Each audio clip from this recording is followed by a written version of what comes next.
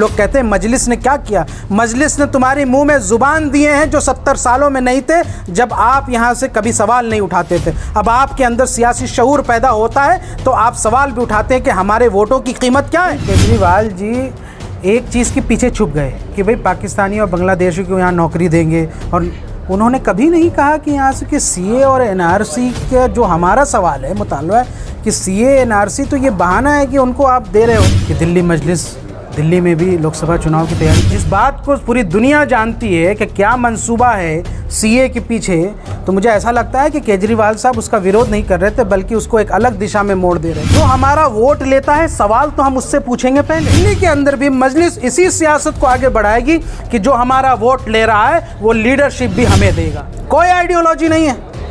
और उसके बाद आप हमसे सवाल पूछते हैं।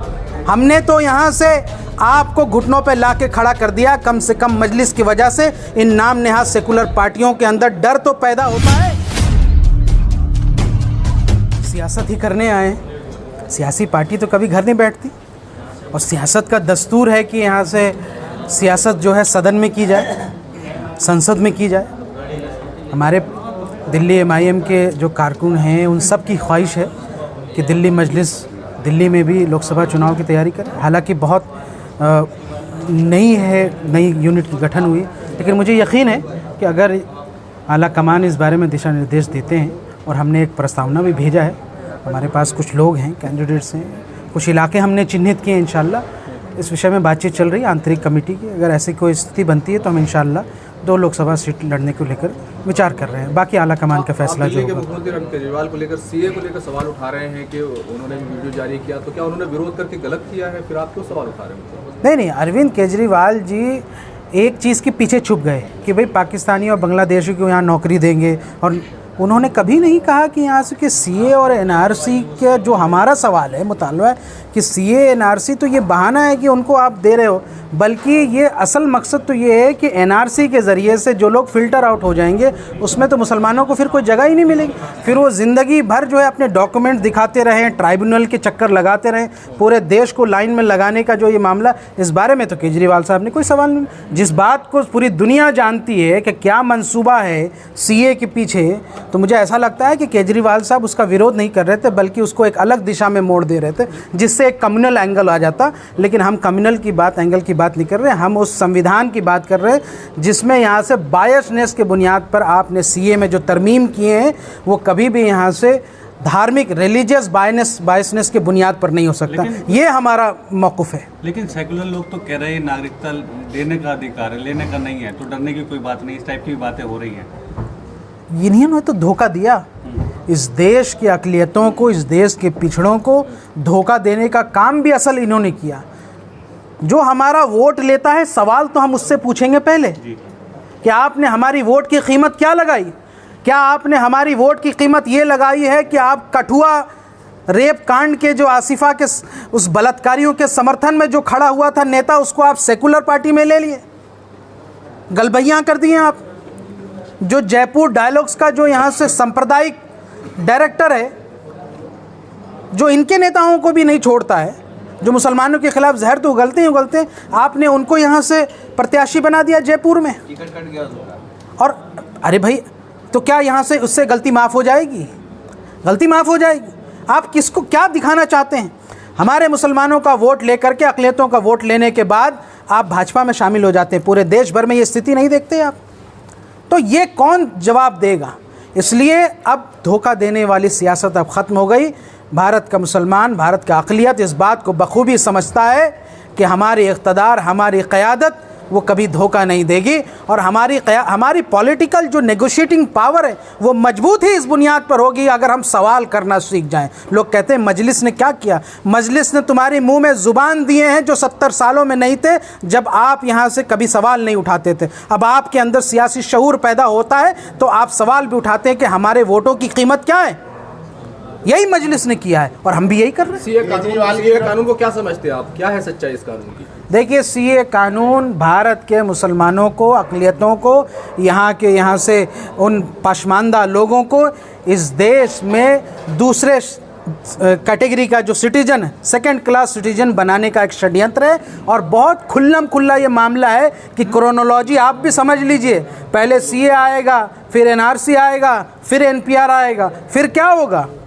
फिर ये लोग डॉक्यूमेंट्स लगाते लगाते, आप पूछिए ना, सीमांचल में हमारे हर साल बाढ़ आ जाता है, डॉक्यूमेंट्स बह जाते हैं, सारी चीज़ें बह जाती हैं। आपका आधार कार्ड कहाँ सिटीजनशिप की यहाँ से प्रूफ?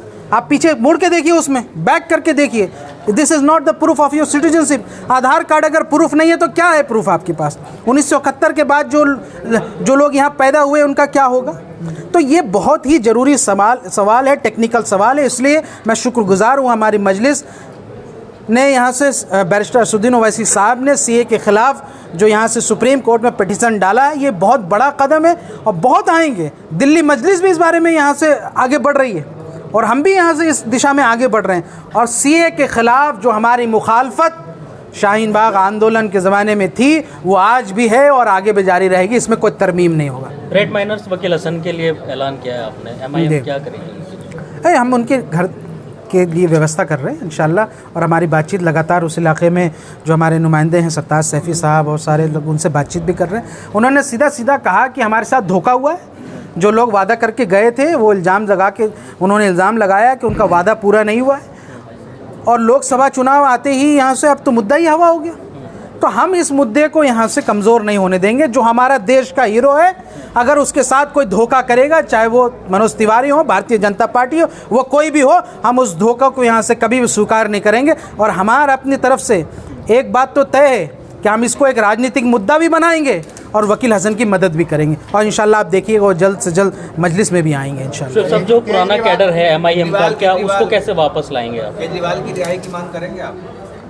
देखिए, मेरा भी जी चाहता है कि मैं अनशन पे बैठ जाऊं राजघाट पे, और मैं अपने साथियों से मशवरा कर रहा हूं, और मुझे लगता है कि इस बारे में भी विचार चल रहा है। मुमकिन है कि कल से मैं भी राजघाट पे अनशन पे बैठूंगा। जी बताइए, दूसरा सवाल। लोकतंत्र को बचाना है तो साथ आना होगा। देखिए, किसको साथ आप बोलते हैं, कैसा साथ? इस दिल्ली के अंदर ही, चूँकि मैं दिल्ली प्रदेश एमआईएम का सदर हूँ, अपने तमाम हमारे यहाँ मजलिस के ज़िम्मेदार हैं, इनके सामने एक बात कह रहा हूँ कि दिल्ली में कई विधानसभा क्षेत्र ऐसे हैं जिसमें 40% से ज़्यादा मुसलमानों की आबादी, जो लोकसभा में भी कन्वर्ट हो रहे हैं। चांदनी चौक लोकसभा, नॉर्थ ईस्ट दिल्ली का 34% मुस्लिम आबादी है, और पूरे 7 के 7 सीटों में इंडिया अलायंस को कोई एक भी मुस्लिम चेहरा नहीं मिला लोकसभा के लिए। और आप कहते हैं कि यहाँ से कि इनको हम साथ लेके, आप कैसा साथ? अगर हमारी यहाँ से आपने सियासी नुमाइंदगी को कमज़ोर करने का काम किया है। ये हमारे वोट तो लेना चाहते हैं, लेकिन हमें यहाँ से चाहते हैं कि हम सिर्फ एक वोटर बन के रह जाएं, बल्कि हमें मुसलमानों को तो वोट लेने वाला बनना चाहिए। अब हम वोट लेने वाले बनेंगे और ये वोट देने वाले बनेंगे। ये हमारा वोट लेते हैं और यहाँ से हमें लीडरशिप नहीं देना चाहते। मजलिस यही तो कर रही है। दिल्ली के अंदर भी मजलिस इसी सियासत को आगे बढ़ाएगी कि जो हमारा वोट ले रहा है वो लीडरशिप भी हमें देगा। अगर हम लीडरशिप पोजीशन पे नहीं हैं, हम उस नेगोशिएटिंग पावर पे नहीं हैं, तो फिर हमसे ज़्यादा दीनहीन सियासी तौर पर कोई नहीं है। दिल्ली दंगों का विरोध तो केजरीवाल ने किया था, आप फिर भी उनका विरोध कर रहे हैं। कैसा विरोध? अनशन किया था, उन्होंने आवाज़ उठाई। किस बात का विरोध?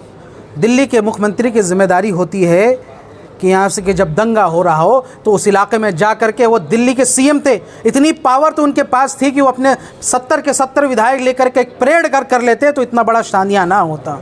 चुप रह गए। ये वैसे ही चीज़ है कि जब 1992 में बाबरी मस्जिद जब ढाई जा रही थी, तो पीवी नरसिम्हा राव जब अपने मौन व्रत में बैठ गए थे, केजरीवाल साहब ने भी दिल्ली दंगों के अंदर वही काम किया जो नरसिम्हा राव ने किया।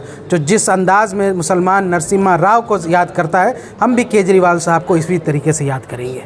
पार्टी पे तो ये इल्ज़ाम लगता रहता है कि आप लोग सिर्फ वोट काटने के लिए अपना कैंडिडेट बीजेपी को मदद करने के लिए। कितनी सीट लड़ी हमने? 2 लोकसभा सीटें लड़ी, 3 लोकसभा सीटें लड़ी, बाकी 500 से ज़्यादा सीटों पे तो हमने नहीं लड़ी। वहाँ पे अगर कांग्रेस हार गई, वहाँ पे सेकुलर पार्टियाँ हार गई, तो हमारी जिम्मेदारी है, हम जिम्मेदार हैं। क्या सिर्फ मुसलमान जिम्मेदार होगा? कौन जिम्मेदार होगा? आप नहीं लड़ सकते हैं चुनाव, आप उनका मुकाबला नहीं कर सकते हैं, आपके लोग भाग जाते हैं। कल को कोई भाजपा में है तो आज कांग्रेस में, आज कांग्रेस में है तो कल भाजपा में। कोई आइडियोलॉजी नहीं है आपकी, कोई आइडियोलॉजी नहीं है, और उसके बाद आप हमसे सवाल पूछते हैं। हमने तो यहाँ से आपको घुटनों पे ला के खड़ा कर दिया। कम से कम मजलिस की वजह से इन नाम नेहाद सेकुलर पार्टियों के अंदर डर तो पैदा होता है और ये बना रहना चाहिए।